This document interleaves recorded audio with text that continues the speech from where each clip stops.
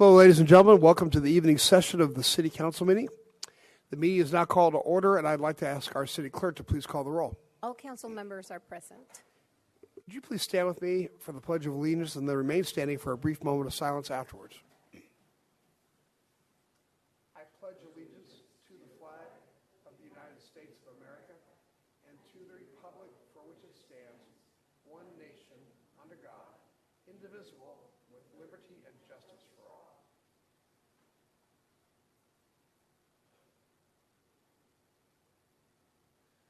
Thank you.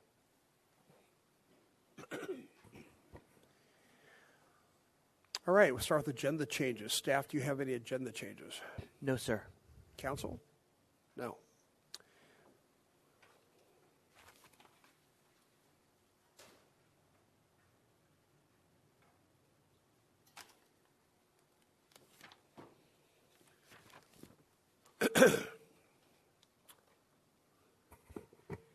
Public comment. At this time, any person may address a matter within the jurisdiction of the City Council, Housing Authority, successor agency to the El Cajon Redevelopment Agency that is not on the agenda. Comments related to items on today's agenda are to be taken at the time that the item is heard. State law prohibits discussion or action on items not on the agenda. However, council, authority, and agency members may briefly respond to statements or questions, and an item may be placed on a future agenda. Angela, do we have any cards for public comment? We have no cards, sir. Moving on to public hearings then. Item 100 is for a planned unit development, and I'll ask our staff to tell us about this. Hi, Noah. Good evening, Mayor and Council. Just Noah Alvey, Deputy Director for Community Development. I'm here to introduce Spencer Hayes, who's the project manager for this item, so he'll give the presentation. Thank you. Good evening, Mayor and City Council members. If I could get the PowerPoint up. Thank you. All right, so the first item for your consideration tonight is the Naranka 3-unit development submitted by Robbie Mika. The project proposes a planned unit development consisting of 3 detached single-family residences with attached 2-car garages and private yards. The project also includes a 4-lot tentative parcel map. So that's 1 sublot for each of the homes and a common lot for driveway access to those garages and guest parking. The project site is within the low-density residential general plan designation and is also within the residential multifamily 6,000 square foot zone. Consistent with the expected density for the general plan designation, which is 3 to 10 units, the project proposes approximately a 7 dwelling unit per acre density. The parcel is 18,808 square feet, which is just shy of half an acre, and the parcel is currently vacant. Community Development Department had recently approved demolition permits for a substandard home and garage that were on that property. It should also be mentioned that a large portion of the site is an easement for Forester Creek to the south, and the proposed plans show that the homes are outside or above the potential flood area. So the project site is located on the south side of Naranka Avenue between North 2nd and Grape Streets. It's bounded by other RM6000 zoned lots to the north and the east, as well as, again, Forester Creek and the I-8 to the south. There's also 2 single-family units directly to the west. There's a similarly configured planned unit development, which is located about 150 feet to the east on the north side of Naranka.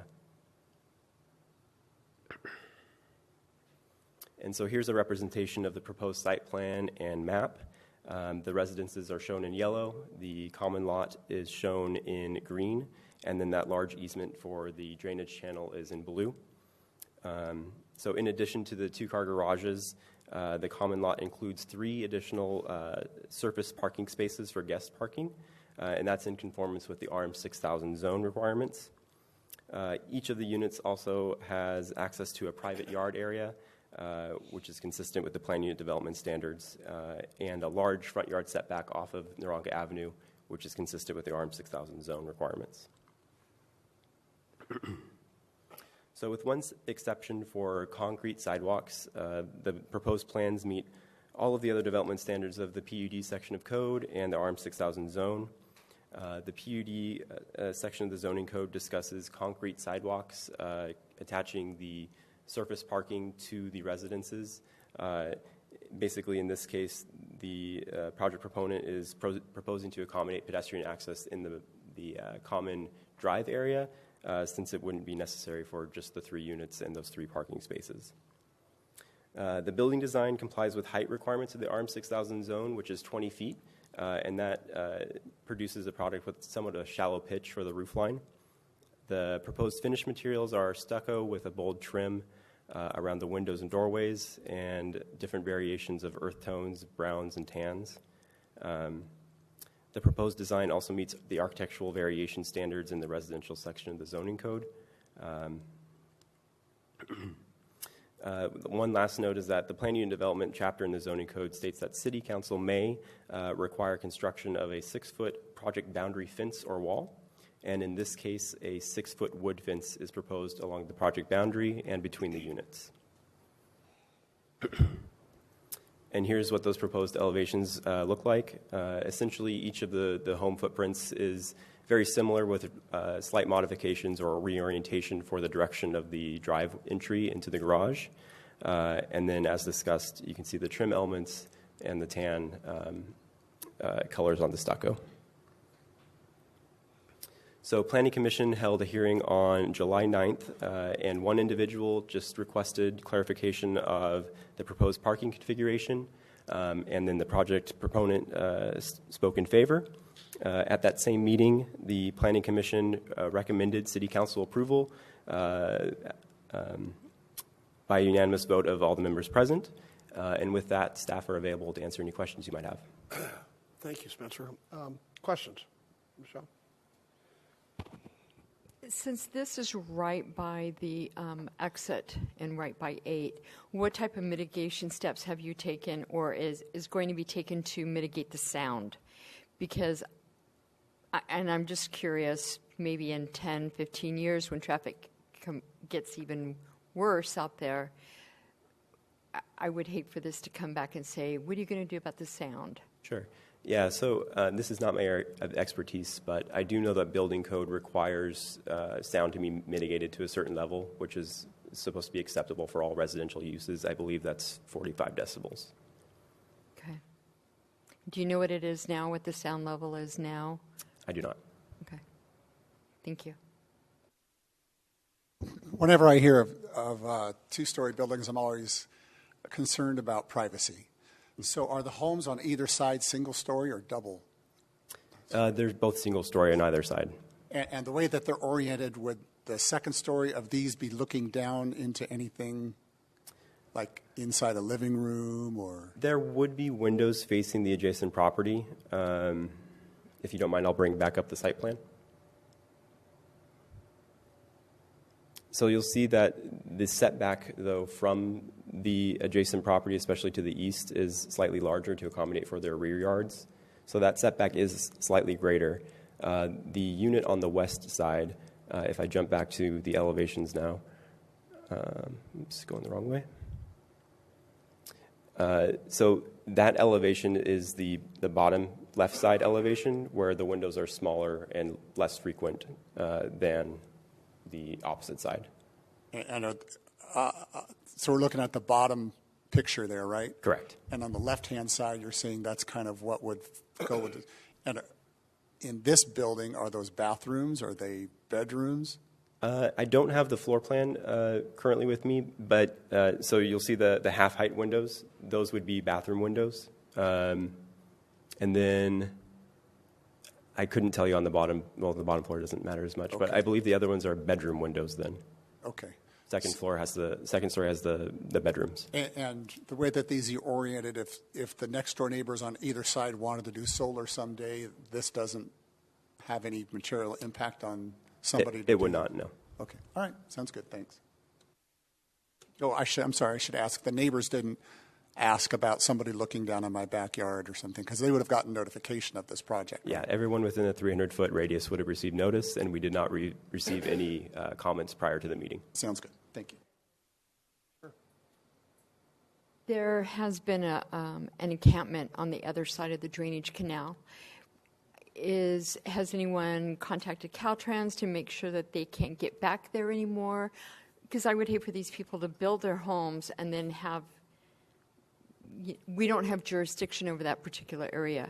So I would hate for them to build it and then have an issue. I do know that the subject property did have an issue as well with an encampment, which the property owner addressed. In regards to Caltrans, we can notify them when we become aware, but I think also having a property that's been utilized and is not vacant anymore would be less of an attractive nuisance. Just throwing it out. Thanks. Yeah. Questions? All right. Thanks very much. I think we're set, Spencer. Thank I you. appreciate it. Okay, I'm going to go ahead and open up the public hearing and ask if there are any speaker cards on this item. Only Mr. Samir Mika is here on behalf of the applicant. He doesn't really wish to speak, but is available for you if you have any questions. Let me see if we have any questions. No? You're off the hook. So, okay, then I'll make a motion to close the public hearing. Second. Please vote. Motion carries by unanimous vote. All right. Any further discussion, or would somebody like to make a motion? Move to adopt. Second. Please vote.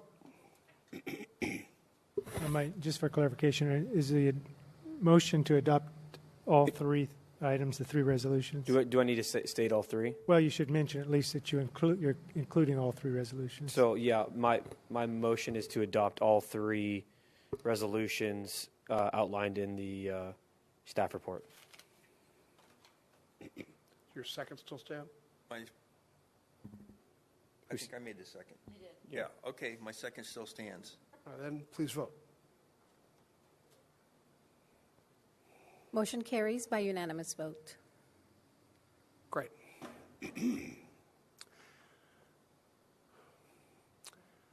All right, we have one administrative report on today's agenda. Item 101 is a public safety and essential services measure.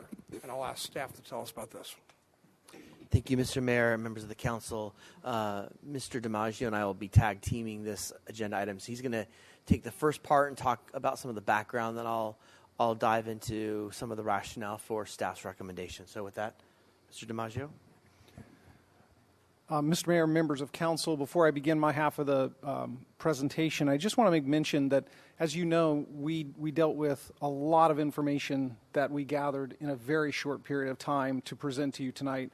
And even though it's Graham and my name on the staff report, none of this could have happened without the help of Ryan Villegas. And I just want to give him a shout out because he did some very heavy lifting in this process over the last 3 or 4 weeks, I would say, and particularly in the last 2 weeks. So with that, okay, it's a future city manager there, without a doubt in my mind, but not for a while yet because we need him.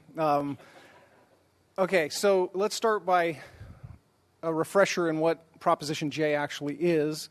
It's the half-cent sales tax that is currently in force and effect. It was passed in 2008, which all of us remember was the beginning of what is colloquially known as the Great Recession, and that those recessionary impacts lasted several years, and so Proposition J was absolutely necessary in funding vital and basic city services year in and year out in this time period. It has a sunset of January of 2029, which is still several years away, but it's important that we think about what the financial picture of this city looks like in 2029, even though it's only 2022. If Prop J were to go away, and let's just speak about Prop J for just a second, we would have to eliminate the city manager's office, human resources, city clerk, finance, and the park and recreation department. All of those departments simply could not exist without the supplemental revenue provided by Prop J in its current iteration. So what was our decision here?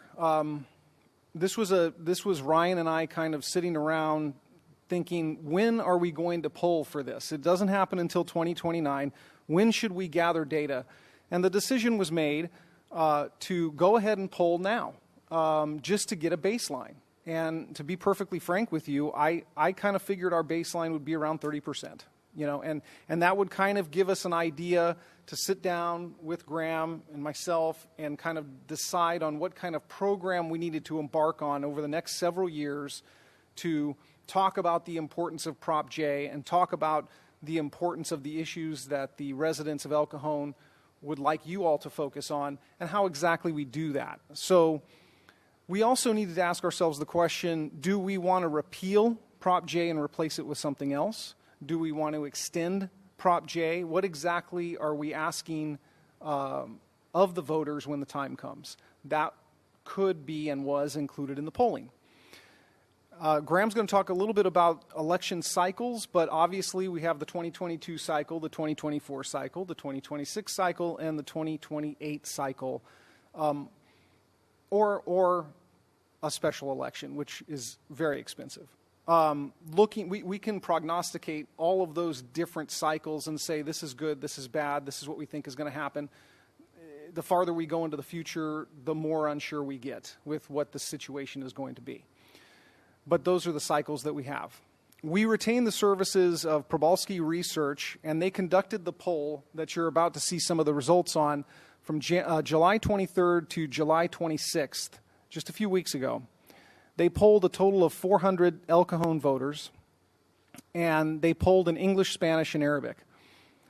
And it's important to note that the survey participants at 400 is 100 more than pollsters would recommend for a city the size of El Cajon. It's all very complicated statistics, which I'm not very good at, but these people are experts at, and they will tell you that 400 is a very robust number to survey for a city of 100,000. So we have a high degree of confidence, and the pollsters have a high degree of confidence in the number of participants. We used phone, landline, and cell, online, email, and text, and the length, as you can see, anywhere between 16 or 18 minutes. I believe the online folks took a little bit short, 2 minutes shorter. And again, these were El Cajon voters.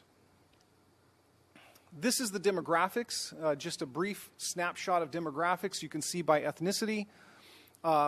Caucasian respondents were at about 45%, Hispanic respondents at 30.3%, and then a number of smaller percentages making up the rest of the ethnic groups.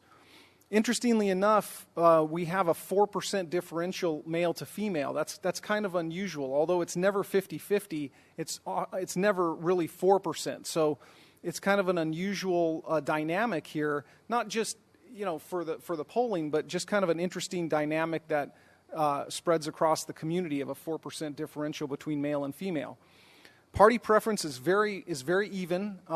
Democrat, Republican, not even a 1% difference in those, and quite a few respondents were nonpartisan, no party preference.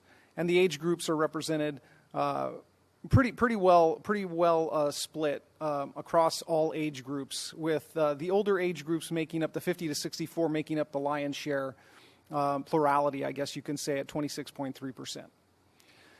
So the first piece of data, I think, shocked the pollsters. The first piece of data was an open-ended question. What is the most important issue that you want the city to prioritize? And as you can see, reducing homelessness, 81.3%. That's shocking because according to the pollsters, according to Probalski, usually you see a number with the top priority for a community, 51, 55, 56%.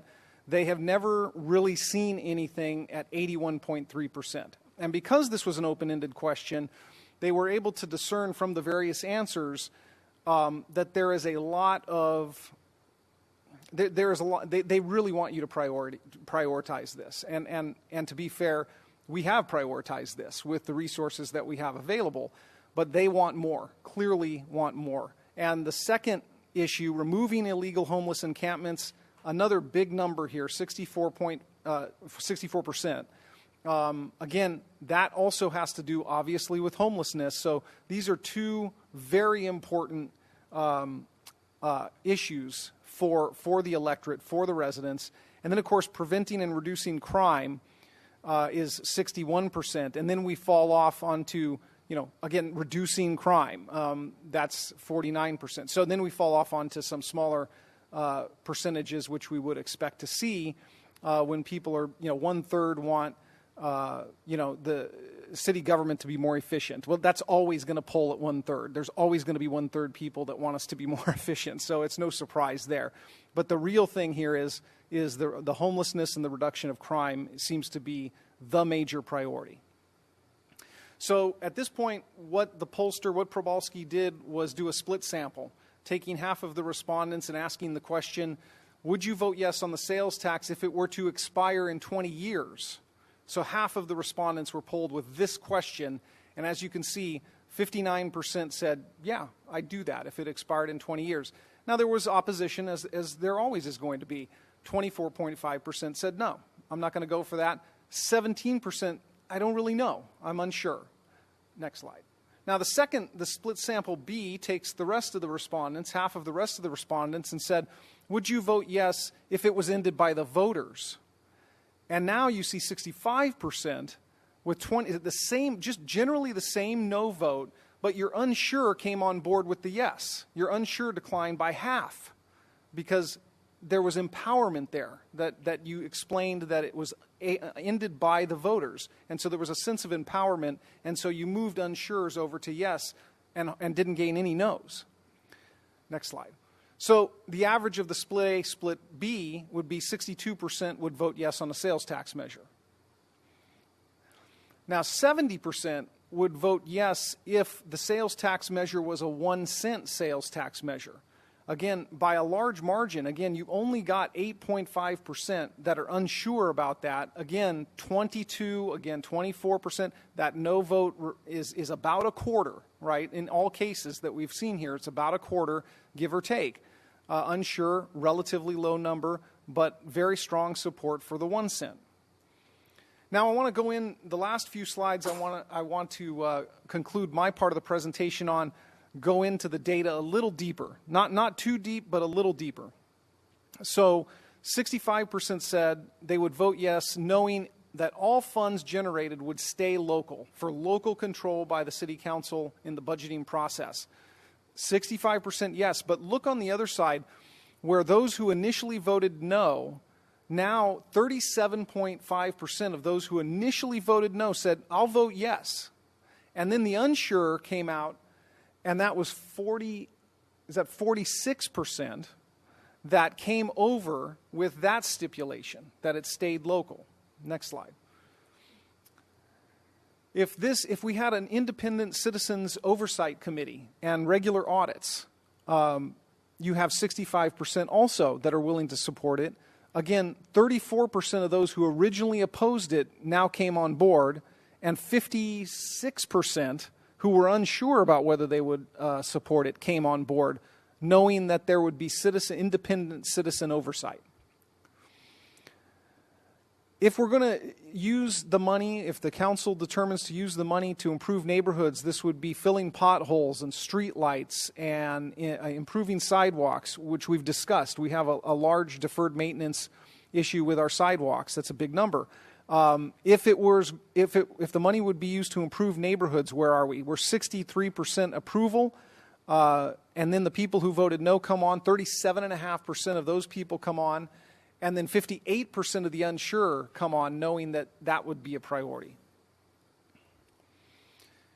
And then 57% are likely to vote yes, knowing that the city will maintain and prioritize police services at a high level. So 57% yes, they like that. You peel off 37.1% of the no's with that, and 46% of the unsures now come over, knowing that police services will be a priority. And that concludes my part of the presentation. And before we go to part 2 with Graham, I'll be happy to answer any questions about the data and the polling. I think you answered all the questions. Okay. Thank you. So So what? We have some data in front of us, right? So what do we do with that data? So we started looking at it and going, okay, these are better numbers than we anticipated. I think a lot of it has to do with the work. One, the unity of the city council, I think, is a really big factor. I think the work that we have done at the staff level, I think we've made a concerted effort to show that we're adding value to the community. So I think there's a lot of things that are at play that have sort of helped us get to this point, which, I was shocked by the numbers as well. So if we were to do a sales tax measure, when would be the ideal time to do it? So we started looking at the upcoming elections. We have 2024. It's a presidential election, likely to be pretty volatile. We know that MTS is going to have a sales tax measure. Sandag will have a sales tax measure.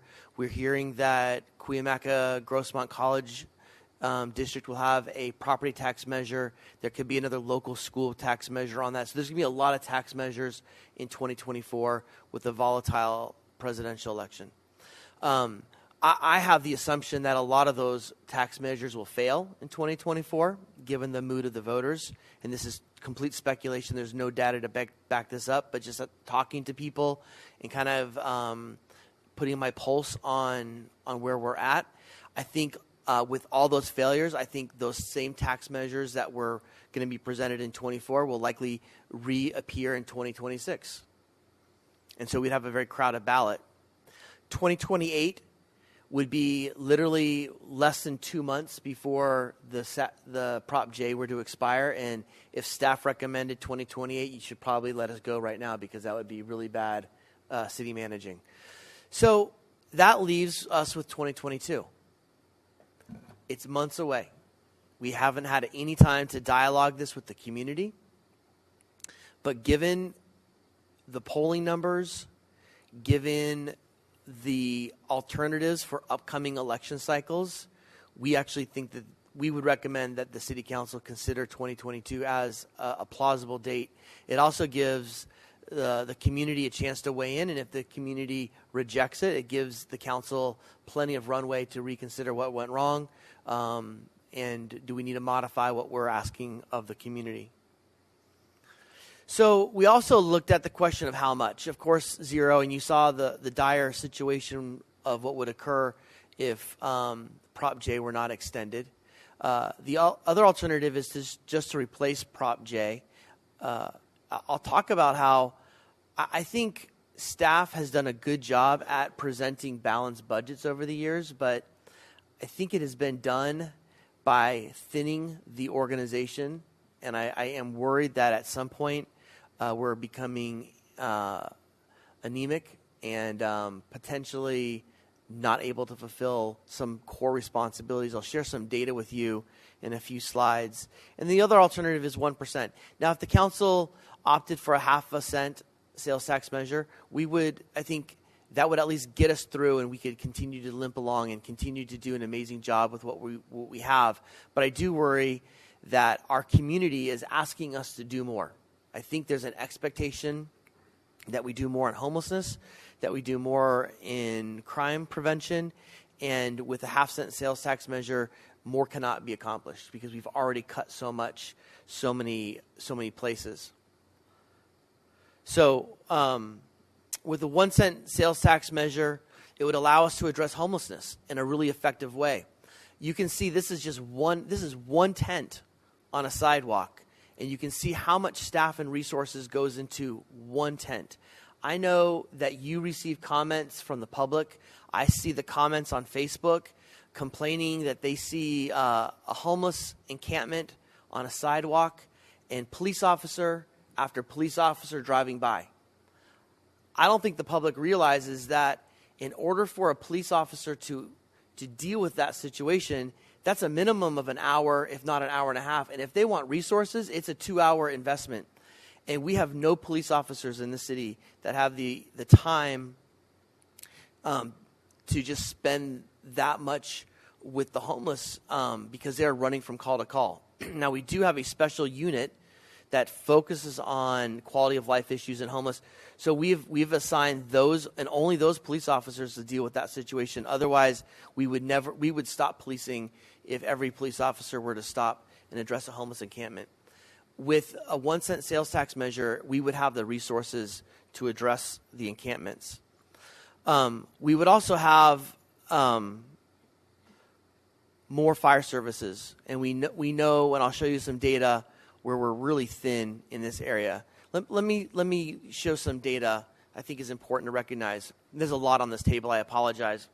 If you want to just follow with each row at each time. So I looked at the number of officers we have per 1,000 residents in the city. We have 1.2 officers per 1,000 residents.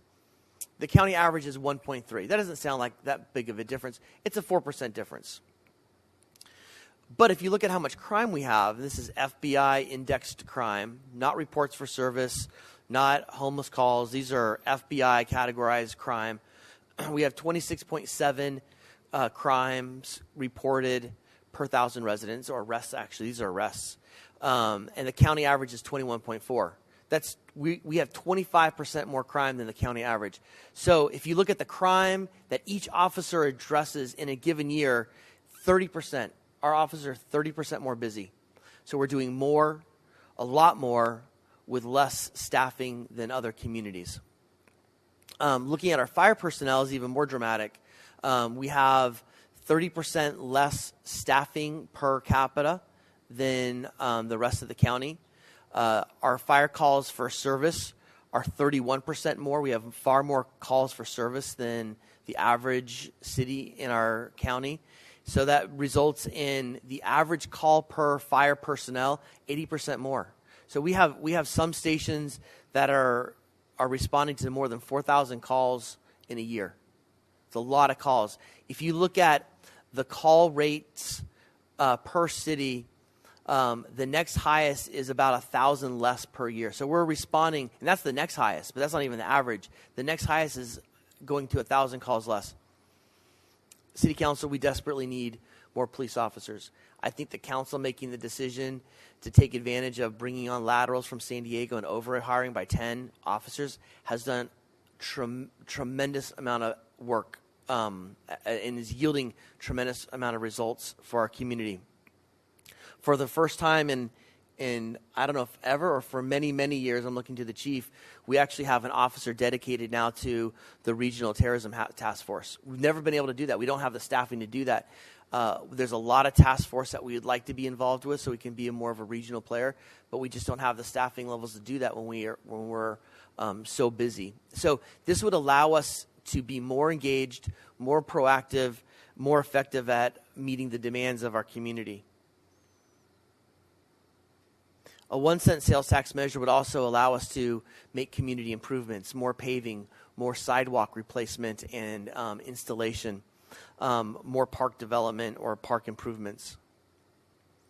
One of the things that we've talked to council members about, and I don't think the public and most policymakers in our county know this, but not every city receives the same amount of property tax on a percentage basis. So as you know, Proposition 13 capped how much a homeowner can pay or a property owner can pay in terms of its base property tax base. It's 1% of the assessed valuation. Cities like Coronado and Encinitas and Oceanside receive between 30 and 24% of that piece of that pie. El Cajon gets 11%. And Escondido gets 10%. San Marcos gets 9%. Vista gets 10%.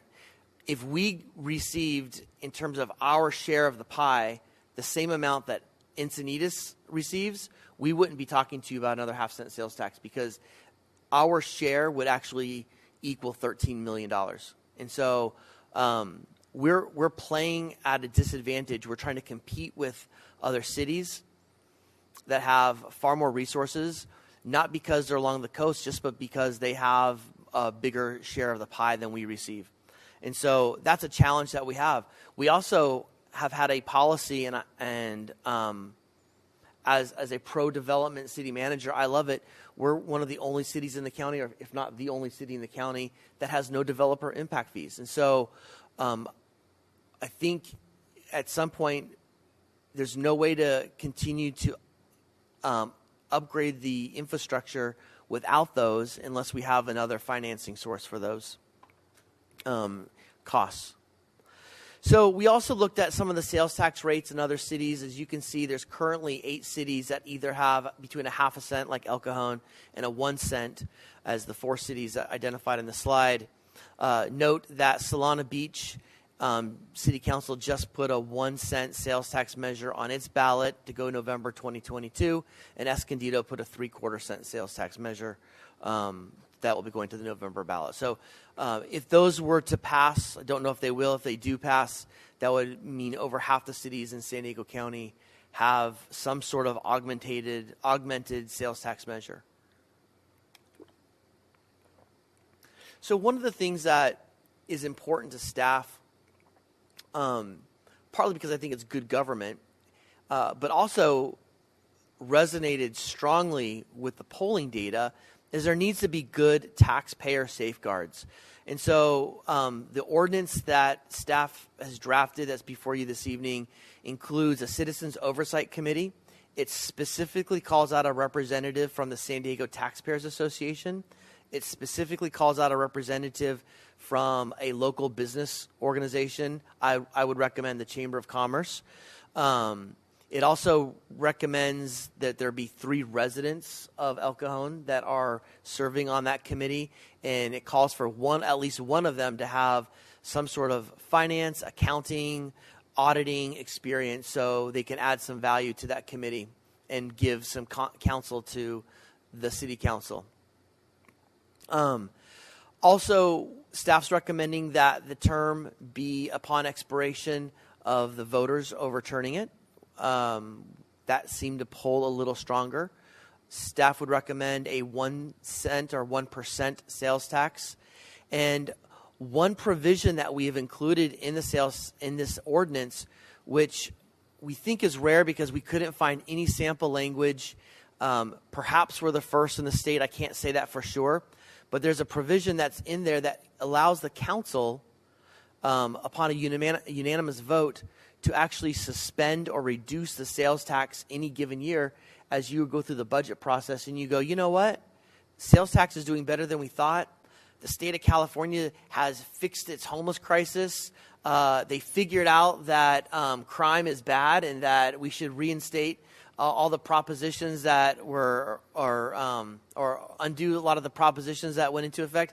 And maybe we don't need that extra half-cent sales tax. The council has power to suspend that any given year and to bring that back without voter approval, which gives a lot of accountability to the taxpayers.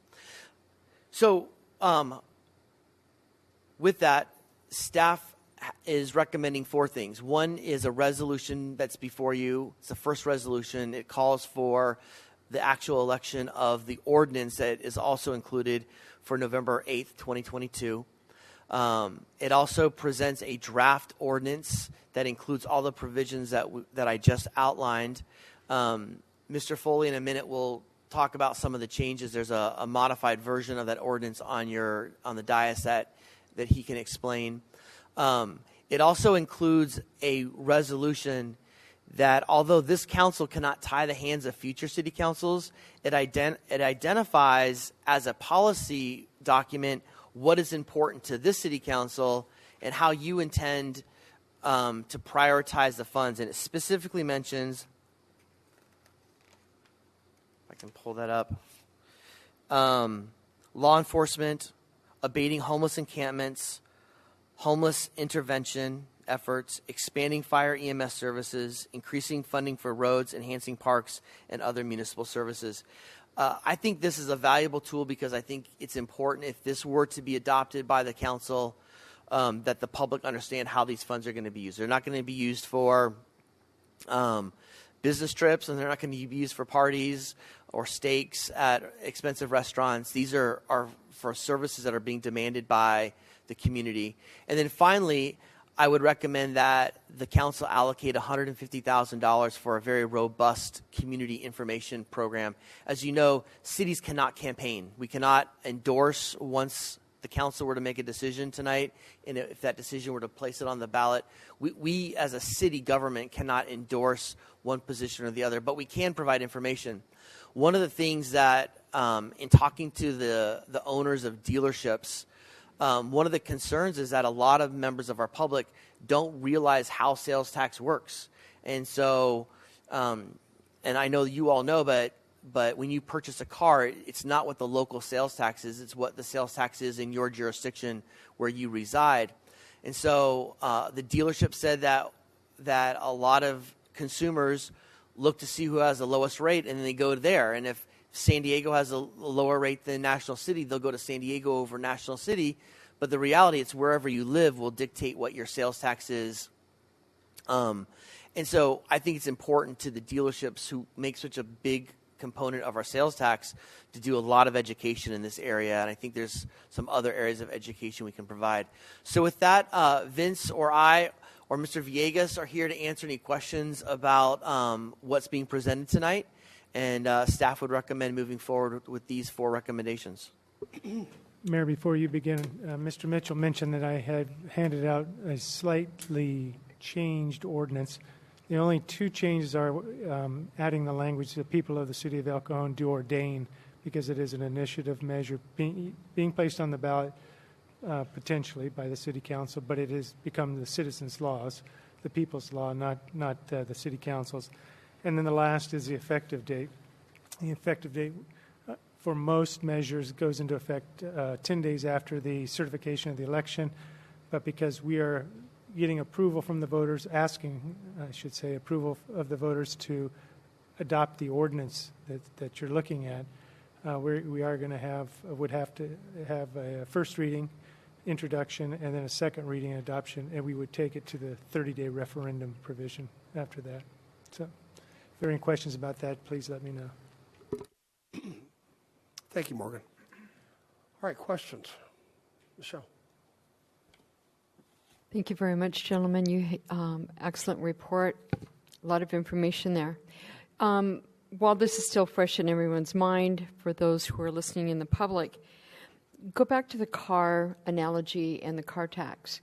I hear a lot of buzz of, I go to CNT because they have less taxes there. What is the tax rate in CNT? Since they can't ask, generally they don't ask us where we live, so they're not going to be charging the tax rate for El Cajon. So, well, Santee does not have an additional sales tax, so they don't have a sales tax measure. So they're like, what, 7 3/4? Yeah. Yeah, okay. So the thing that However, having said that, if there was for example, there's a Toyota used car dealership in Santee. Sure. If an El Cajon resident were to go buy a car there, they would pay our sales tax rate. Right. So I think one thing that the public needs to understand is, okay, you go buy your groceries in CNT because they have lower taxes, or their tax rate is lower. But that doesn't improve our city. It gives CNT that money, and CNT can improve CNT. But everyone wants us to improve El Cajon. They need to shop in El Cajon. And this tax is for El Cajon, and it's for improving our streets, our sidewalks, sewers, whatever it is. And so I think that's kind of important when we educate the public. It's like, you want your community better, then support your community. Shop in El Cajon. Buy your restaurants, your restaurant meals in El Cajon, and help build up the city. I did have one question. And I think you did address it, the services that you were talking about would be cut, and we talked about that, the city manager and alike. How does anyone expect us to run a city without those positions? Well, I think the message from that is the only way to balance a $13 million deficit would be to cuts across the board, including to public safety. There's no way you can survive without an HR department or a finance department. So you would have to recommend, I would have to recommend cuts to public safety as well. Okay. I think that's all the questions that I have, and I think this is a great idea. Thank you. Graham, public safety is about 70% of our budget, isn't it? Yes. And what's the fire department budget? Do you remember that? Dollar amount? Mr. Shane is looking it up. I mean, the combination of fire and police is about 70%.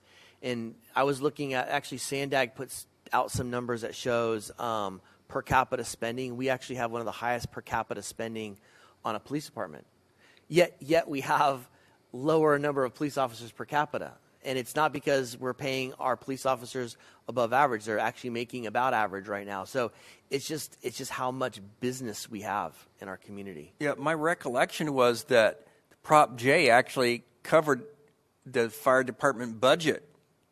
I mean, that's how important Prop J is. Yeah, that's about right. It maybe not quite as much anymore, but yeah. And let me just say, while Mr. Shane is trying to gather some information, I would just point out, and I should have probably included this, is that it's really another $5 on every $1,000 spent. So 1 cent is basically $10 per 1,000. Well, we already have Prop J, which is a half cent, so that's $5 on 1,000. This would be another $5. So it's $5 on every 1,000. Fire department's $19 million, so Prop J is slowly not covering fire department expenditures. Right. Now, and the other thing is that there's very little, at least I know this from years ago, what they call leakage in our sales tax. Because of the increase, we didn't see a drop of people from out of the city shopping in El Cajon. Is that correct? That's correct. In fact, we get an analysis. I mean, we get a to-date analysis that shows who are net gainers and net losers of sales tax. Lemon Grove, for example, is a net loser because they don't have as many stores there to buy stuff, so you have to leave Lemon Grove to go buy some basic things, right? Where do they come? They come to El Cajon. So we actually, a large percentage of our sales tax, and I don't have that exact figure, but a large percentage of our sales tax comes from visitors. Non-residents are paying that amount of Prop J money. Thank you. So did you ask the auto dealers, what do you folks think about this thing, up or down? So I spoke to, we spoke, between me and Mr. Shute, we spoke to 3 individuals. The 3 of them represent 5 different dealerships, so it gives you a sense. 2 of them were a little more hesitant and worried, and partly because of the public information and just the lack of understanding. They're concerned about supply chain issues today. I'll be honest, that's a today issue. I'm not as concerned. The one dealership or the one dealership owner, multiple dealerships, he recognizes that in order for El Cajon to improve, in order to provide the services that he needs, there has to be some sort of expenditure that goes with it because he recognizes there's no magic wand, his words. Would this jeopardize the attractiveness of El Cajon being a dealership city, in your opinion? I don't think so because it doesn't pit us against National City. Okay. Well, they already have a higher sales tax than we do too, but it doesn't pit us against San Diego or Carlsbad because it's what our residents pay regardless of where they're shopping. But I think we need to educate the public on that matter. You don't have a sense of how many people living in El Cajon buy cars in El Cajon, do you? We tried to do some analysis looking at our sales tax, our regular sales tax versus our Prop J, because that would kind of influence. There's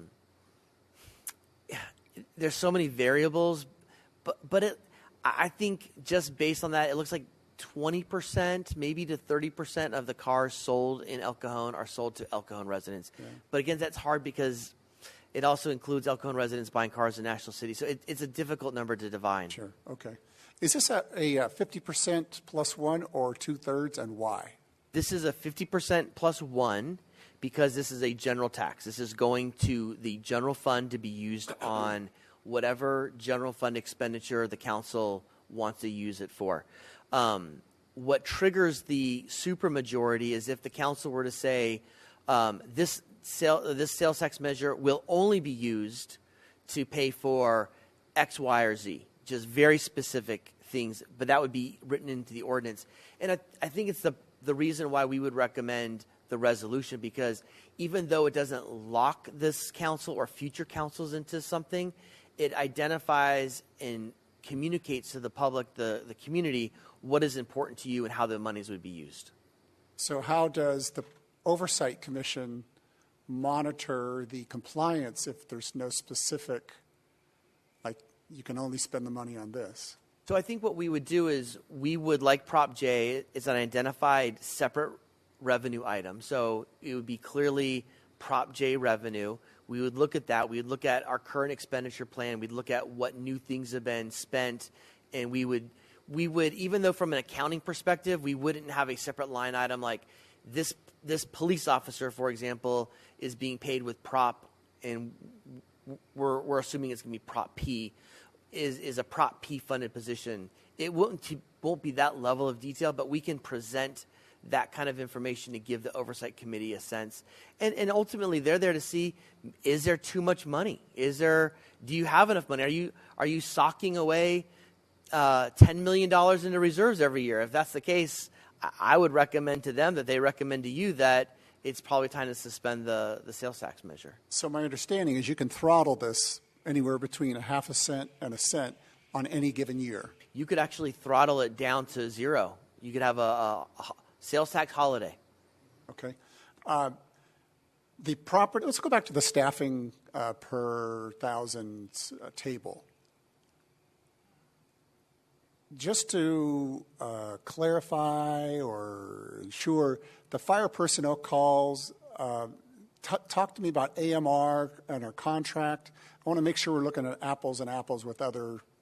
Yeah, it is difficult to understand because we contract out with AMR, so we wouldn't have those staff members. But we'll use Escondido as an example. They run their own staff on their ambulances. They still have to run staff and a fire engine. We're still running AMR and a fire engine. So the number of calls per staff or per engine company or per station are still good apples to apples comparison. I don't have a per station. Mr. Swaney or Chief Swaney provided that to me. It didn't really fit in the table, but we're still really high. But there is some. You're right, Mr. Goebel. These are not all apple to apple comparisons because there is some of that. But we try to factor as much of the contracted services out as possible. Yeah, I guess what I'm trying to say is there's integrity in the numbers because you could say fire personnel per thousand were lower than the county average, but when you include this and that, we are looking at apples and apples, yeah, aren't we? Okay. Yeah. A big question the public's going to have is what my parents asked of me when I was a teenager and I got an allowance. I got $15 a month, and I said one day, can I get $20 a month? And they said, what are we going to get for the money? And they weren't just going to give me them. They wanted to know, what are we going to get in return? You can imagine the public is going to say, if we give you the money, what are we going to get in return? Because their expectations, based on the polling, is we don't want to see tents on the sidewalks anymore. We don't want to see mutual aid come into from Lakeside or San Miguel, let's just say more rare than it is now. So my question is, can we hire enough people to accomplish these goals, to meet their expectations? We think that with 20 additional police officers, with either an engine company and a squad or 3 squads, and then expanding. We currently use Urban Corps, but it could be anybody. Probably adding. So we have a crew right now. We would recommend actually, and this is getting into some weeds. We haven't socialized any of these ideas with the public, with you, but if you were to take that Urban Corps model and you would have a crew for every council district and the downtown, the goal would be that there would never be litter in the streets of El Cajon. And it would allow us to clean up encampments pretty quickly, very quickly, because we would have more than just one task force on that. We would have multiple task forces on that. So it sounds like you're saying it might take a little while to ramp up to get 20 extra officers. Oh yeah, or three extra. Yeah, I mean, let's say the voters were. Let's say the voters supported it. Let's say the council put this on the ballot and the voters supported this in November. We would start recruiting November 1 because it takes time to get people through a system. It would probably take 2, maybe 3 years to get to 20 additional officers. I mean, council authorized us to have 10 overhires. We've never got to more than 6 just because of attrition. People coming, people going. So we would have to work really hard and maybe offer some bonus and signing incentives to come on board. But yeah, it would take a while to ramp up to this. Yeah, that will probably be an expectation of the public, is if we're paying this money this year, we want to see results this year, and that is a challenge to staff to say, how are we going to get all this done of what the public said they want done, what the extra $5 a month in allowance will give them. Those are all my questions for now. I'll save the comments for later. Thanks.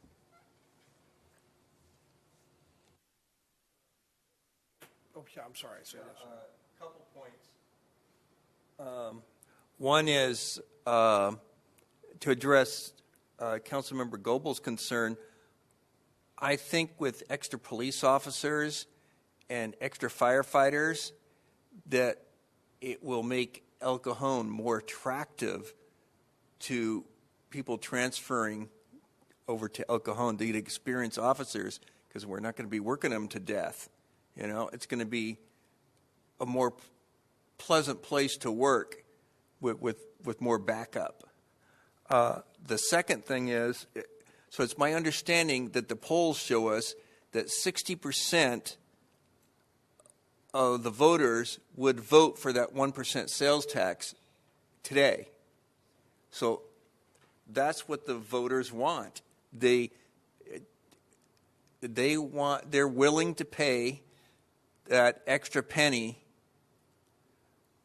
to get enhanced police, fire, paramedic, and the homeless camps broken up. I mean, that's pretty clear to me. So they want things to be better. They want this to be a cleaner and safer city. That's what the polls tell us. We're not making this up. Councilmember Kendrick, I would just respond by reiterating, not only are the percentages impressive about how the voters are receptive to the tax, but again, when they were given an open-ended question, and you saw over 80% talk about homeless without being prompted, I think that is exactly what your point was, is that they clearly are saying in the strongest terms possible to do more. And as we've talked many, many times in this chamber, many, many initiatives have come before you which you funded to do what we can with the resources we have, and they're still by 80% saying do more. So that's some very valuable polling information that we have, I think, that's very useful to you. And my belief is that we spend more on the homeless than all the other East County cities combined. So that's showing where our priorities are, but we can't spend what we don't have. Phil. Just to clarify, there's 2 ways for the tax to not be in effect. It's either by a vote of the council, is that right? To suspend it, and you can throttle it up, throttle it down, like you were saying? Correct. Okay. And then repealed by the voters? That's correct. What's the mechanism? That's just a vote, and it's a 50+1? That would be like any referendum where someone collects the signatures, puts it on the ballot. Yep. Okay. So those are the 2 mechanisms that they can be taken off. Correct. That's my only question. I'll save comments for later. More questions? So this poll, does it Did you get much data on what would happen if there was strong opposition to the tax? We did get some. We polled some questions that were designed to be negative questions. If there wasn't oversight, if there wasn't, just receiving, the answers of under what conditions wouldn't you support the tax? For example, if there was no oversight, if it. What was some of the other? I already pay way too much in taxes. Right. The city doesn't know what they're doing. All those negative things that you're going to hear. They laid that out to sort of assess how much strength those have, and surprisingly, they weren't very strong. And I've done this before in other cities, and those usually poll way higher than I saw in this poll. Yeah, the negatives that we saw on those built-in questions were only around 40%. Not one negatively designed question, not one polled over 50%. They were 44, 46, I think one was 48, but not one of the questions that was specifically designed to elicit a negative response polled over 50%. Okay. So do you have any sense of how much opposition there might be and how much money there would be to back up opposition like that? We don't know. We haven't assessed that. I mean, I don't know if there would be any organized local opposition. I suspect that there would be some opposition from taxpayers associations or maybe a political party. We've already we've broached the topic with the Chamber of Commerce. We'd hope that they'd be our partner in this. But we haven't been communicated by any group saying we're coming to battle.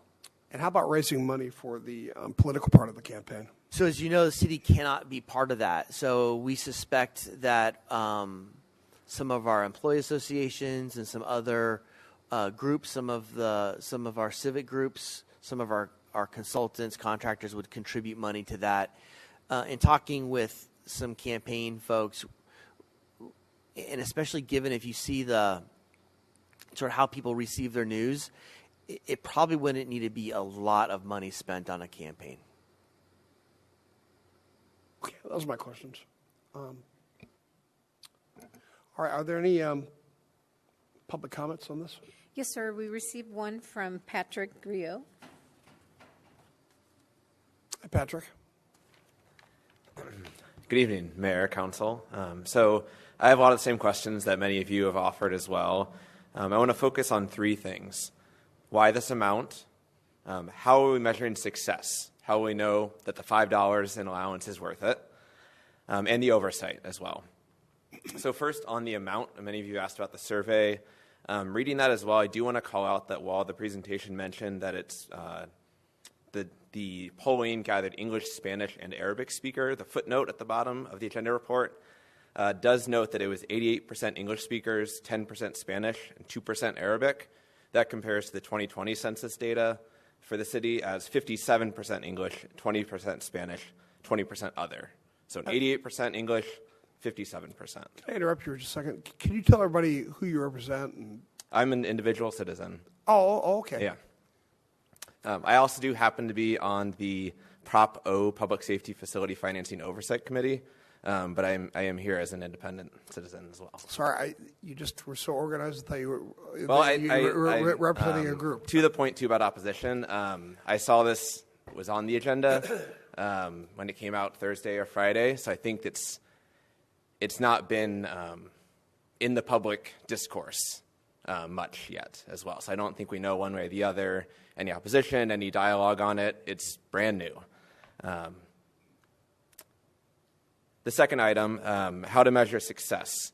I'm curious, and I'd like to see set out what sorts of benchmarks or key performance indicators we would be setting to know what the extra $12 million a year and the extra investment of our taxpayers would be worth. Is it measured in reported crimes, solved crimes, clearance rate, number of persons experiencing homelessness, and if so, how do we measure that given the data complexities the council's pointed out with the point-in-time count? Is it based on resident survey and feedback about their sense of the solution of the problem? Is it measured in number of arrests, which according to the recent budget has actually decreased at least the last 3 years that were in the report, in city reported data. So how do we know that we're solving the problem? And to the point about whether the 10, what was supposed to be or was proposed as temporary additional police officers with the general fund allocation, potentially as much as 20 new officers, how does that compare maybe in terms of officers per capita to, say, the city of San Diego? And do we think that they've solved the homelessness program? Is that the same number? I don't know what that benchmark is, too, but what does it take? Is it 20? Is it 25? Is it 30? Is it 8? I don't know. And with that, are there alternative methods to solving the problem that aren't this amount of money or that aren't necessarily for police? We've pursued police or fire. We've seen the council adopt the nurse navigator. I ask you to wrap it up. Go ahead and take a second to wrap it up. Okay, thank you, Mayor. So alternative options, homelessness programs, beefing that up. And then lastly, on the oversight, I would urge actually to not tie the oversight member board positions to specific agencies. I think that sets a bad precedent for who gets to have a say in city and instead leave it open to the council. So I would urge tabling this to a subsequent meeting and gathering further community dialogue. So I tell you the problem with tabling it, and I totally agree with you. I first heard about this about, 8 days ago maybe? And I said, you're kidding me. We're going to do this in a few days and put it on the agenda. And the problem is that if we don't get this to the registrar of voters by Friday, this Friday, we can't be on the ballot. So you say, oh, well, why not just wait till next time? Well, I believe that next time Sandag's going to have a tax, which I don't believe will be a good tax. It's for a $180 billion project that we don't really need. And that MTS is going to hit everybody up for additional tax. And many of the cities around the county are going to be pushing for taxes. And I think what's going to happen is there's going to be a backlash, and people will just blanketly say, you know what, I don't understand any of this. It's like way too much. I'm going to vote no across the board. And frankly, we have to watch out for the best interests of our citizens. So if we want to give the people the opportunity to vote on this or not to vote on it and have the best chance of success, we got to have to do it this time if we decide that we want to do a sales tax measure at all. So that's, at least you understand the logic behind that. There's a lot of other questions that you asked. Graham, do you want to tackle any of those? Yeah. Do you want to meet with him privately, or no? I think a couple. I think they're great. They're great points. I think they're worth addressing. One, remember the voters, the complexion of the vote or the makeup of the voters doesn't necessarily equal the makeup of the residents, right? So these were propensity voters. So that's who was being surveyed, people that would likely vote in an upcoming election. So that would be a little bit different. And they were asked which language they would like to speak. So they may speak Arabic at home, but they actually preferred to do the survey in English, for example. So that would skew the numbers and make them not necessarily look like our census data. That's important. I was writing furious notes on the topic of benchmarking, because I think it gets to Mr. Goebel's question about what's the extra allowance going to get you. I think it's important through this, if the council were to put this on the ballot between now and the election, that there is some really clear plans of how that money would be spent and how that would be assessed and valued. And so that's something that I think is worth working on. And in terms of the alternative methods, I mean, the alternative method is to reduce staffing, right, or reduce costs in other areas. Council is already the first in the county to tackle pension liability. You restructured pension liability, so that's done. You can't do that anymore. We have the lowest admin staff per capita of some of the benchmark cities that we rely on, which includes our neighbors, Vista and Escondido, by about half. So you can't cut any more admin staff. We're already bare bones there. I just don't know where else. If the goal is to invest in the community, half cent doesn't do it. That will allow us to continue to survive, but not to thrive. And like all businesses, it takes money to make money. it takes money to thrive. And I think our residents want to thrive. That's how I'm reading the polling data. And I think that's why staff made this recommendation. And as the mayor said, I looked at Vince and Ryan when they said, we're going to recommend this. And I got very, I won't say angry, but like very nervous, because it's not a lot of time to socialize this. And I do think there's a value in having a larger community discussion.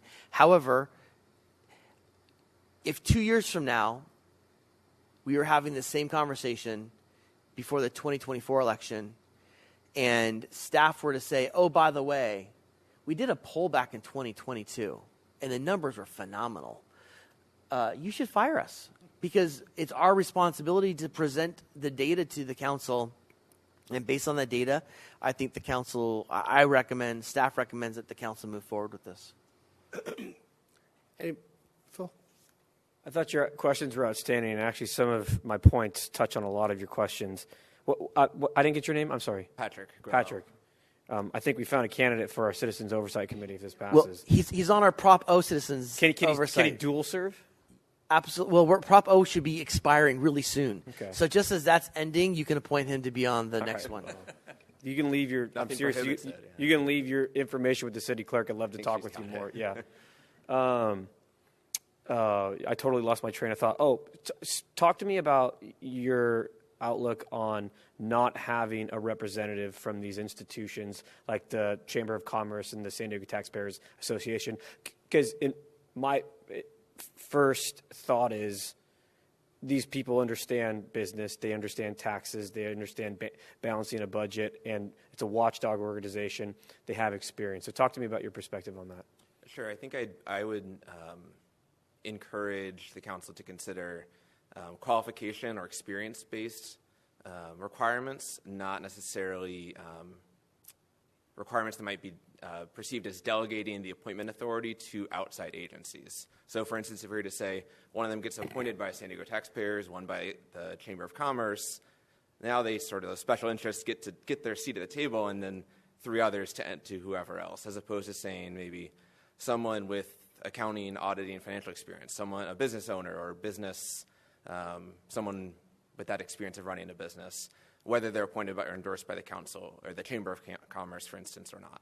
So not necessarily opposed to having someone from the San Diego County Taxpayers Association, but just not reserving that seat solely for someone from that organization. Correct, right. Experience in a given area, expertise, but not outsourcing. An automatic in. Right.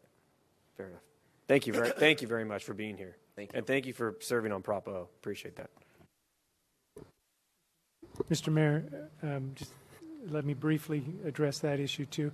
This is not a delegation of authority. It only allows those groups to nominate, and they would be selected from one or more candidates nominated by those two types of entities. So it doesn't mean they will pick somebody and say, you have to put this person on there. We can require them to come up with 3 or 4, people that they would nominate and pick one from each of those groups. But may I ask, just to clarify on that? Sure, go ahead, Patrick. The council would not be allowed to pick someone who is not suggested by those groups under the ordinance, would they? The way it's proposed is that at least one of the 5 would be somebody who was nominated from each of those two groups. Again, it doesn't mean they pick the people that the city council says, if Mr. Smith is your nominee, they cannot insist on that person being it. So if there's a reason the council did not prefer that candidate, they can go back to him and say, you have to give us more. And maybe the council decides, we're going to ask you to give us a slate of so many nominations, and then we will pick from those nominations. I got a question. Yeah, go ahead. So with Prop O, is it handled the same way? Is the proposal for Prop P the same way Prop O is handled? No, Prop O is just, it's El Cajon residents, although there's a couple nuances. There has to be an architect or someone with architecture experience. They don't necessarily have to be a resident, just because we wanted to expand that. It's a little different because we're building stuff. There's a lot of building. It's been my experience with a lot of cities have this provision in their sales tax measures or their tax measures to have these sort of designated or identified groups. Typically, these groups will try to find somebody that's local, an El Cajon resident that is a member of the San Diego Taxpayers Association, rather than someone from Oceanside, because they do want someone that has some affinity for and a connection with. So in a lot of cases, it ends up being 5 El Cajon or 5 local jurisdiction folks, but it gives them a chance to ensure that their concerns are met, and they exist to really protect the taxpayer. So that's the reason why it was recommended. What's the size of the Prop O committee? I believe that's 7, And why would we do 5? just out of simplicity. I understand. I think the speaker is saying when you reduce the number of people in the committee, each person has a greater voice. And if you reserve 2 of the 5 spots or 40% to organizations with a specific purpose, that unfairly weights the voice, if I'm reading the speaker right on that. That's correct. Okay. I'd imagine that people aren't lining up to join a citizens oversight committee. So is part of the issue like we just can't find people, so we solicit these organizations to say, hey, we need oversight, come nominate? Is that part of the... Can I answer that, Graham? So I was in the Proposition H Bond Oversight Committee, the $400 million bond for Grossman Union High School.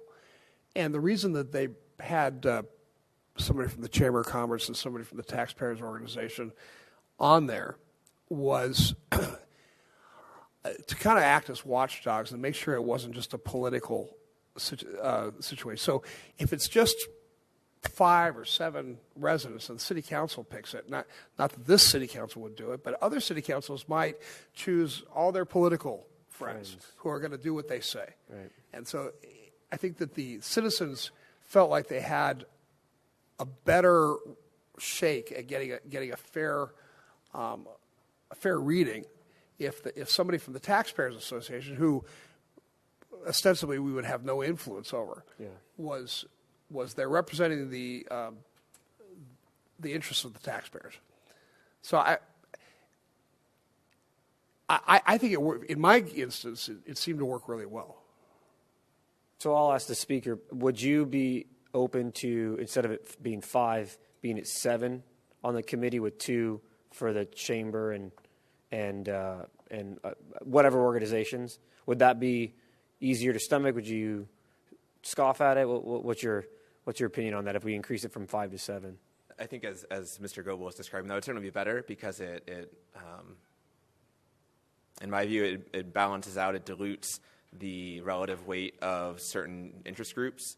I still would not support the concept, though, of having certain slots reserved for those suggested or nominated by an exclusive list that's, the first pass of which is by certain groups as opposed to the general public's applications to the council. So it's a difficult situation because on one hand, you can appoint your friends. On the other hand, you're appointing special interests. So there's negatives in all of it. So I think that's where you have the checks and balances of multiple varying kind of groups with different agendas, I guess. Well, Patrick, thank you for coming. Thank you all. You're very provocative and brought some good points to us. Thank you. Thank you. And Council, we have a Prop O meeting later this week, so exciting. Is that usually a standing room only kind of thing? Yeah, okay. Hey, ladies and gentlemen, we're going to take it. I was on the Prop H Oversight Committee. I never saw anybody there. It was crickets. All right, we're going to take a quick break, and then we'll come right back and continue.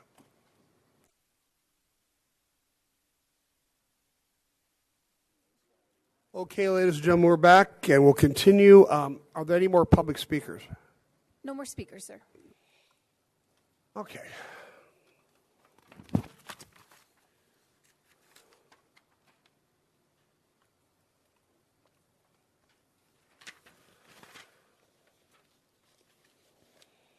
Okay, Okay, we'll bring it back to the council and time for discussion. Steve? I always wait to see if anybody else will go first. I really do. Everybody's waiting for you. I don't know. Patrick's remarks about KPIs are on the mark. At some point, we got to say we reduced calls by this many or this kind of thing. So I would agree we need to do that. I think it's a good compromise to say we should increase the committee to 7. I'm a little uncomfortable with 5. 7 is good. I do think it's nice for the chamber and the taxpayers to have a say, because I think that will help sell the measure, or those that who might want to vote for it might want to see that kind of accountability. If we go up to a cent, we would be just on par with the half of the other cities. If we stay at a half a cent, we will be behind at least half of the other cities. So that was an interesting thing to me. Also, you had a slide there on the property tax percentage that we keep, 11% for us versus some of these others. Now, the city manager and I talked, and I said, well, why are we only get 11%? Everybody else gets 22%. He said, well, pre-Prop 13, cities, like in Texas, cities could add to the property tax roll their own local measures and fees. And that appears to be what Encinitas and Ocean, or whoever these 20%ers are. They did that. But on 1978, when Prop 13 was voted in, it locked in whatever your percentage was at that date. We were at 11%. We get punished for not asking for a bigger percent of the property tax because we were very efficient back in 1978. So we got locked in at a low percent, which is kind of a bummer. So I really do think we need something to supplement to get us on par with these other cities who get to keep 20% or more. I think it's remarkable that a police department that gets 210,000 calls from the public each year and responds to 70,000 still has an excellent reputation across the county. I see it in Sandag Public Safety. The reputation of El Cajon PD is, and as we know, is even improving among some large cities to the coast. And yet, we still only have maybe 7 to 10 cars on patrol at any given time, or for a city of 105,014 square miles. So, boy, we're stressing our resources there. On the fire department side, you know how I feel about Station 8. One of the firefighters told me that if you take the 4,000 plus calls for Engine 8 alone, that would put that engine in the top 36 in the country in terms of number of calls responded to for a single engine. And that is just too much. And with the average call per engine around 2,200 or so, and certainly we know the mutual aid is very heavy out in that part of the town. There's no doubt we need more fire resources. I do think, it is a public safety issue when we have to call for mutual aid from Lakeside, San Miguel. That only increases the time of response to citizens in El Cajon. And we need to beef up our fire resources so that we can respond quicker to our own people with our own Class 1 agency people. I'm concerned about, can we hire enough? I'm not concerned on the fire side. Perhaps, although it's been tough lately to get candidates through, I think I'm more concerned, can we deliver? If we ask for the money, the public is going to say, I don't want to see encampments anymore. I don't want to take an hour to get police to come to respond to this thing. I think it would solve a lot of public safety issues, but we have to deliver. So that's what I look for from city staff, is just tell us what you need to make this happen, because if we ask the people for this money, we must fulfill their expectations. So I agree to go now, because a half cent for more police and more fire is better than a half cent for more public transit and more vehicle miles traveled. So this is easily the the most difficult vote I've had in my tenure on council. And so I ask myself, when is it justified to raise taxes? That's the question that, as a steward of the public's money, faced with asking more money from the public, when is it justified? And so a couple of the questions and examples that I'll point off real quickly. You have to show a need, a direct need. And I think that's been displayed, not only with our calls for service, but anecdotally, through the polling results. And I don't think it's not a surprise to me, at least, I don't think to the rest of the council, that our residents, 80% of them cited homelessness as the number one issue, and then crime reduction as the second. I think based off of our budget, myself and the council, that's where our priorities are, because that's where most of our budget goes. So it's not a surprise. So we have to show a direct need, and then spend that money on those priorities. And I think the resolution that's proposed with regard to the priorities for the revenue, check that. So check that. We should have a history of trying to expand our tax base. Before we go to the public for more money, we should show some efforts in expanding our tax base, looking for other opportunities for revenue. And I think we've done that. I think the car dealerships are a massive success. We have our first economic plan as a city in years to bring new business in to expand our tax base. We have to show results in that as well, and I think we've shown that. Creative solutions to reduce expenses. I mean, we're leasing land, city-owned land, to telecom communications companies for additional revenue. The squad cars, instead of buying an engine, we do squads to reduce the cost of labor and a new engine to respond to calls quicker, more efficiently. These are just random examples. Show examples of cutting waste or paring down, like our city manager said. We have 28 less employees than we did in 2013, 2014 fiscal year. So we don't have city employees just standing around doing nothing. Tracking and showing results of where the money is going. What are our key performance indicators? How do we measure success? As our speaker Patrick said, I sat down with one of our sergeants, and he had his laptop up, and it was 9 a.m. and there was already 20 calls in the queue, calls for service. I think that's a measure of success. Can we get those how long is our calls for service? How old are those calls? What's the average wait time? And can we reduce those times? Not for emergency calls, but, I know car dealerships get cars stolen all the time. And, some of our guys show up, I think, the next day because they're just too busy responding to other calls. So we need to track results and show the results. Spending money efficiently, maximizing it.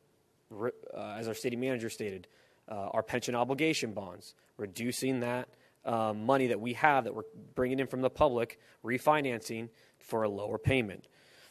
Oversight, we're addressing that as well, and I agree. I think we should have seven members instead of 5, so to address the speaker's concerns. Let me see here.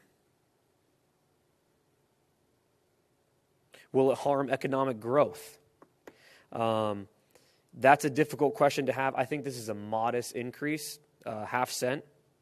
For every $50,000 that someone spends in El Cajon, it's $500. So I think it's a modest approach.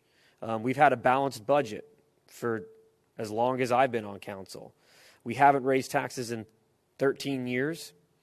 With regard to living within our means and our financial stability, S&P, Standard & Poor's gave us a AA rating when we refinanced or when we did the pension obligation bonds, and that's based off of our city finances. Some people, the public might ask us, you have $40 or $50 million in reserves, and you're asking for more money. Why? Well, we could spend $12 million a year, and then we'd be out of our reserves in 3.5 years, 4 years. And then our city would be in peril because we'd have zero reserves. Crisis comes, and we're cutting everybody. We outsource services to private businesses to save money. Our street sweeping services, we outsourced it to save money, so it's not city staff. And then, of course, the need I already touched on. So this is, if there's ever a qualifier for a municipality to ask for more money, if it's not this scenario where we have 30% more calls and 25% more crime, less officers per capita, along with a public that wants this, if this isn't the time to ask the public and ultimately leave it up to the public for their decision, to give the public an opportunity for us to produce more results for them, then I don't know what is. If it's not justified in this scenario, then I don't know when it would be justified. But like I said, this is very difficult, especially for us,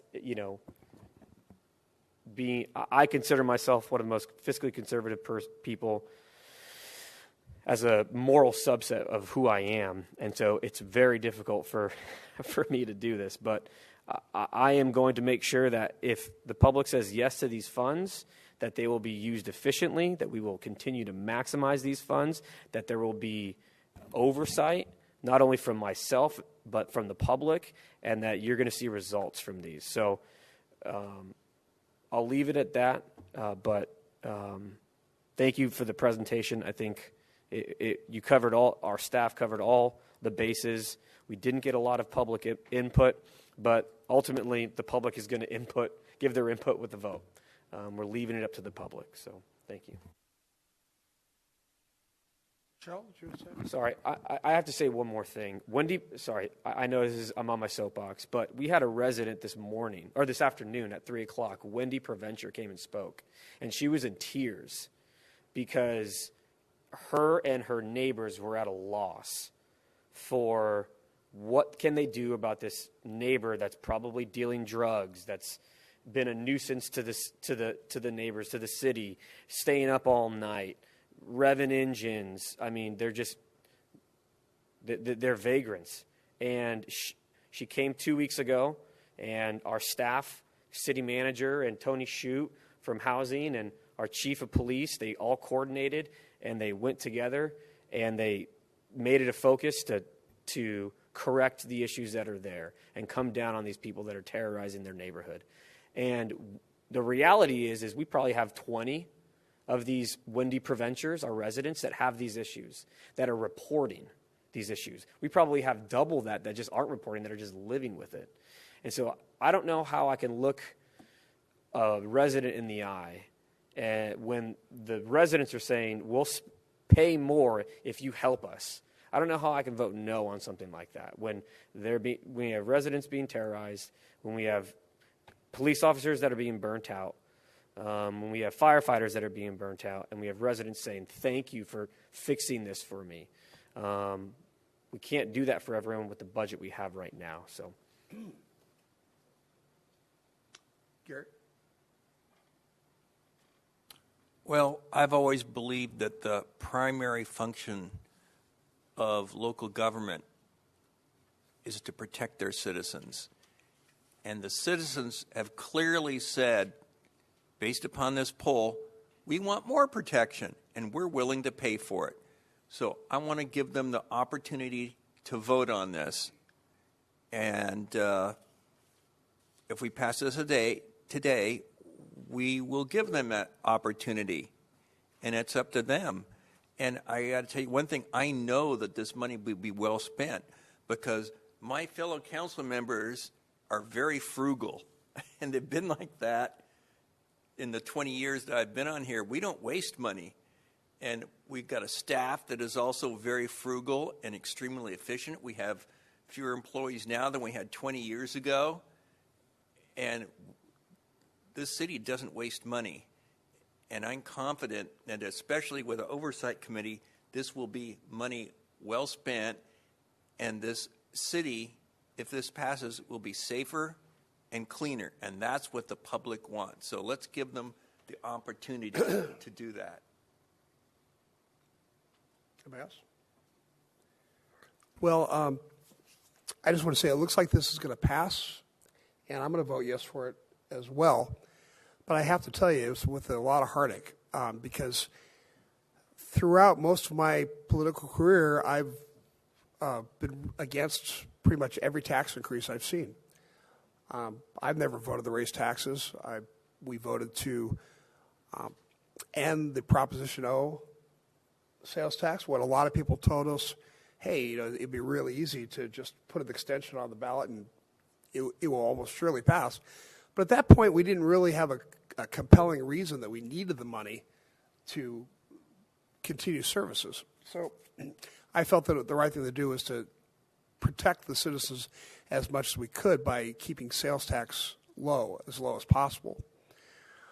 But then something's happened. Something's changed in the last few years. The people that are in power in the state of California have decided to make crime, or let me put it this way, they've decided to decriminalize crime. They've decided that incarceration is not the way to treat crimes anymore. They've decided that it's no longer a good thing to prevent people from stealing or to prevent people from selling drugs or using drugs or even a lot of violent crimes. And that has changed the dynamic of all of our lives. We're now living in a much more dangerous city. It's not just El Cajon, it's every inch of California is a much more dangerous place to live than it was even 3 years ago. And I think we have to respond to that. And I think we get stuck in dogma and say, I don't vote for more taxes. I just don't. And ignore all the compelling reasons that we've talked about tonight. Then we're not doing our citizens much of a service. And in fact, what's happening is we're actually kind of being weak. We're not being brave. Sometimes you have to be brave in politics. I saw that through the whole COVID thing, where so many people just got in line and did whatever the status quo was and kept their heads down and hoped they wouldn't get blamed for anything. And very few people took stands. This council did, and I'm very proud of this council for doing that. And even though when that was happening, I was pretty sure that I was destroying my own political career by doing that, the opposite thing happened. People really appreciated the fact that we didn't do what was expedient politically, but we did what we thought was best for the people. So I think we're in that situation again. And that's why I'm going to vote for it. And I just wanted to be on record as saying that no matter what's going to happen, I think we're going to take some beating politically in the next 6-8 weeks. But no matter what, our highest priority is to protect people because it's not an esoteric concept. It's real. People will live or die, possibly and probably, depending on the decision we make tonight.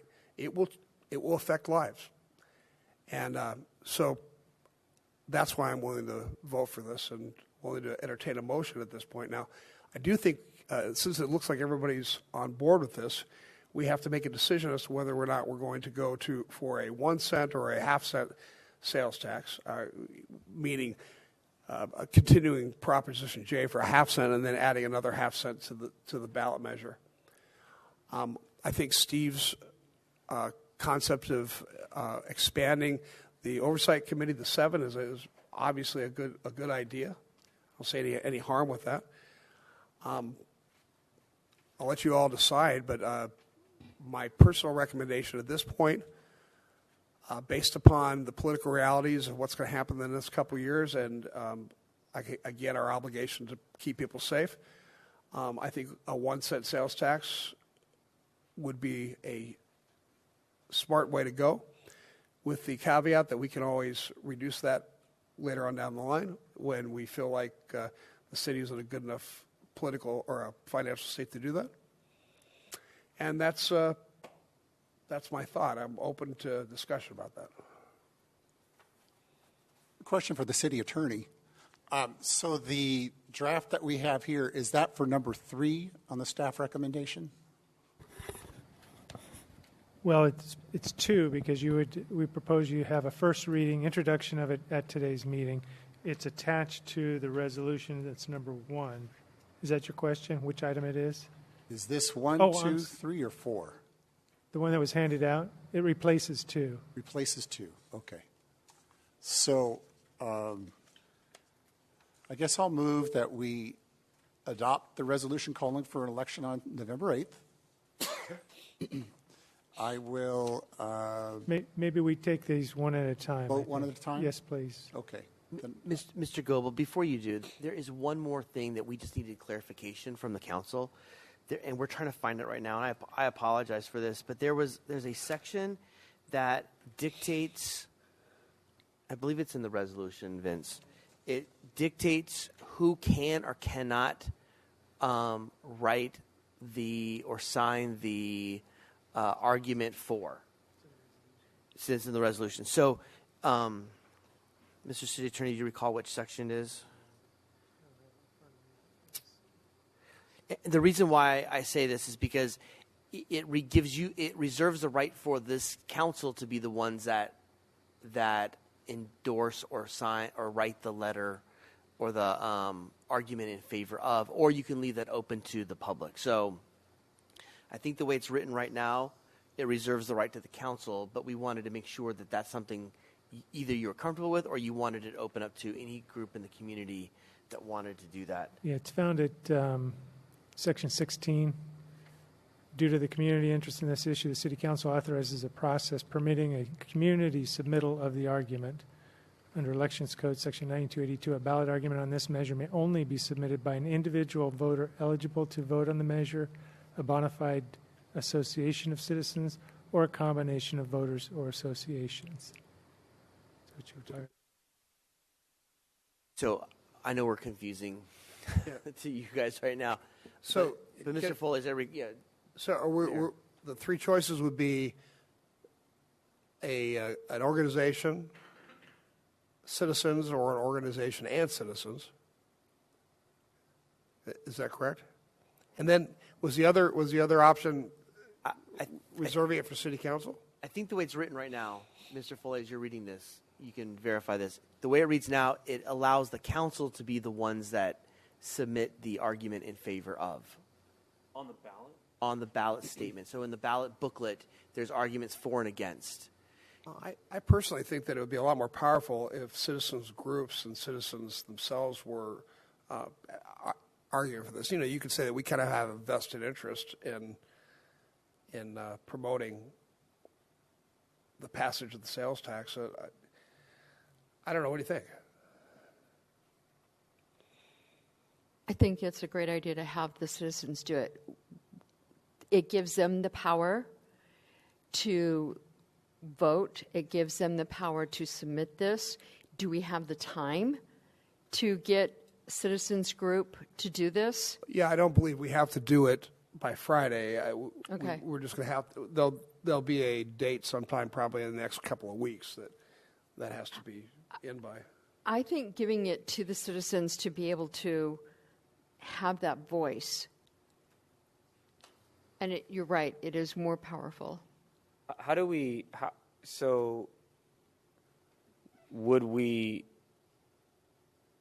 does that work itself out with regard to which citizens and when and how? And It's an open process the way it's written. It just says the City Council shall, or the City Council authorizes the process permitting that. So you can come back to this and visit this at a later date.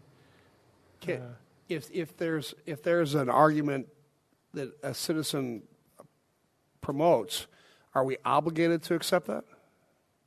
Well, for and against, you know, they could put in for, or a group could put in against. Well, what if 80 people put for and against But arguments? have to be part of a group or an individual. I'm not sure that answers the question. If 80 different people want to put in individual arguments, would that all go on the ballot? No. We're limited to the number of arguments of for and against. One and one. Who the city clerk chooses says. is what the mayor is asking. The city, well, yeah. If, let's say, 80 different groups come in, we would have to call them in and do a drawing. They are all invited to come and witness, and we would poll by drawing. But only one person can write an argument for and one person or group against. And how do you notice this? We would publish it. Well, to notice, On the website? everything is going to be published, and people would come forward to see if they wanted to. All right, just publish where? On the newspaper, and it's translated into the 4 required languages. Okay. I could see some problems with that just because if we have 80 different groups coming in, we may have 50 that don't really give us a very good argument, and we just do a random drawing. We don't know what we're going to get. Yeah. So could we solicit feedback from any groups, and then could us as a council take the core of the arguments of the groups and include them in the 4? Because I kind of am echoing what Gary Kendrick is saying, and there could be some problems in communicating what exactly the city intends to do with the funds. Well, I think there's some things that can. I don't think the final decision on that has to be made tonight. Okay. I think what's important is the way that it's worded now. It limits who can submit an argument, that they have to be an eligible voter on this measure. So what it's saying is they have to be an eligible voter that resides in El Cajon. So you can't have a group out of Wisconsin, the pro-cheese union, write your argument in favor of. It would limit that to somebody in the city, and that would be at least a start, and then we can come back and figure out the particulars of how that process works.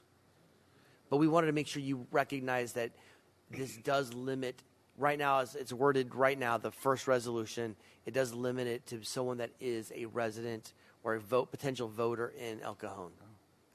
But the city council can still do it if we decide later on. You can do that. Or if you want to open it up to the broader community, you can strike that section altogether. But you're telling us that we don't have to have that finished and finalized by Friday. We'll have to figure out that process, but there's time to do that. Okay. I would suggest striking the requirement that they have to be a voter in El Cajon because there are business members who don't live in El Cajon who would have a vested interest in this.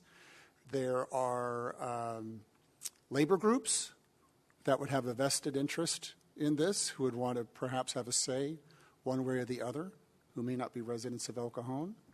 So I don't think we should limit it to just residents of El Cajon. Or can we I would suggest we strike that requirement. So if that were to be made as the motion, you would recommend striking paragraph 16 as part of the motion. That should be part of that motion. Yeah, I think there's 2 resolutions, right? There's 2 resolutions. Yeah. So resolution 1 calls for the election.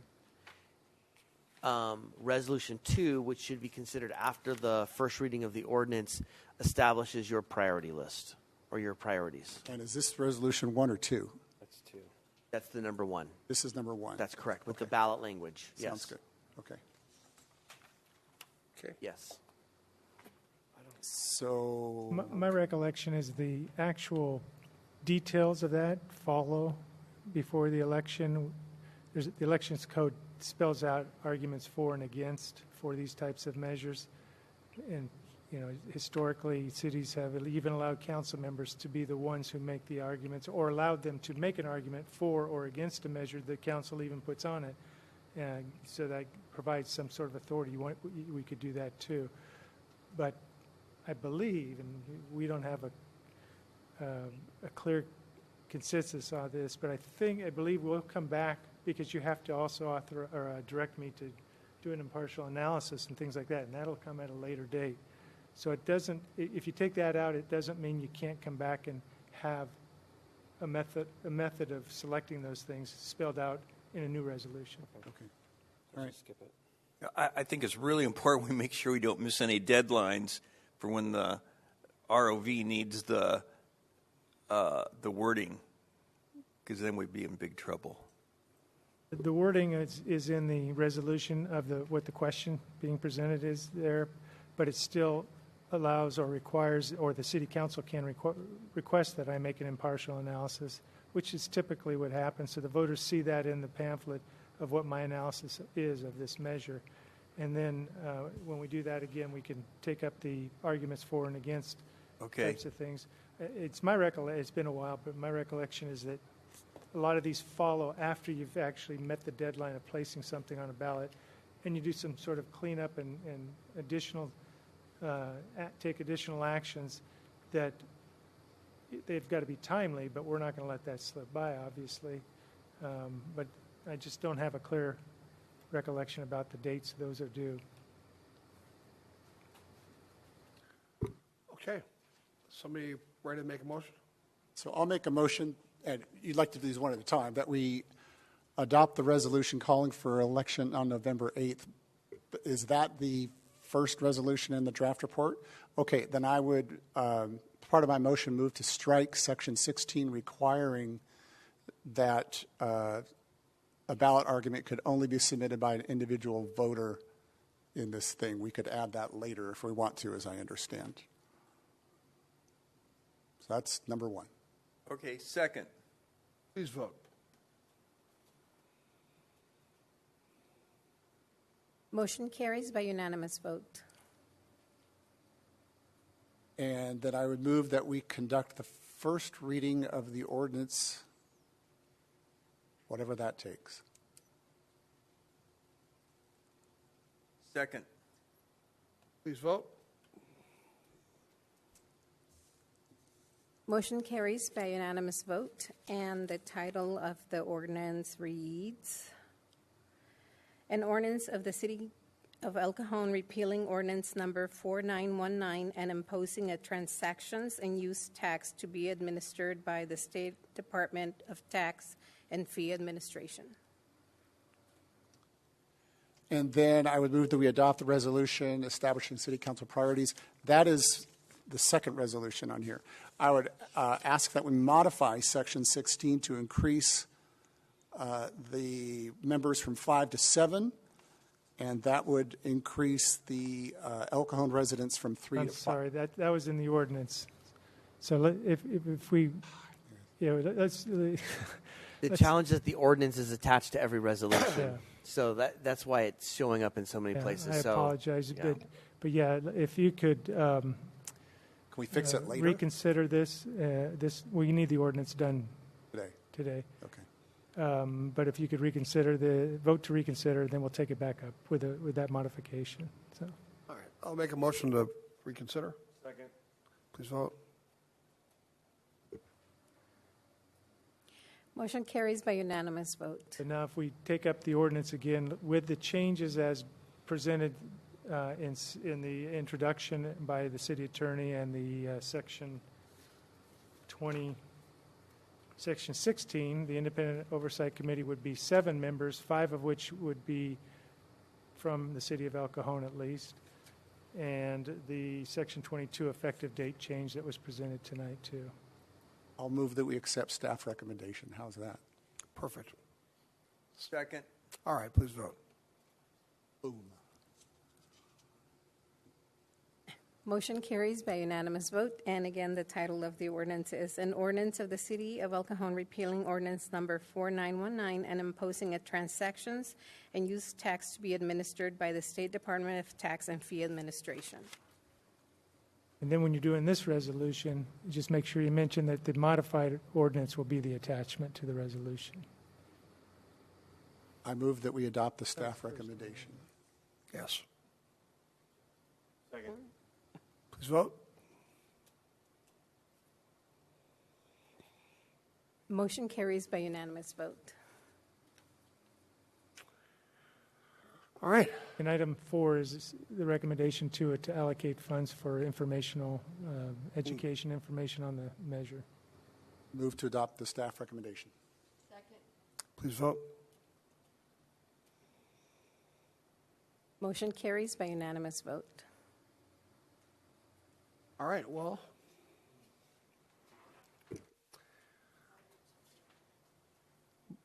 that brings us to adjournment. The adjourned regular joint meeting of the El Cajon City Council, El Cajon Housing Authority, successor agencies of the El Cajon Redevelopment Agency, held this 9th day of August 2022, is adjourned until Tuesday, September 13th, 2022, at 3 o'clock p.m. Thank you all very much, and good night.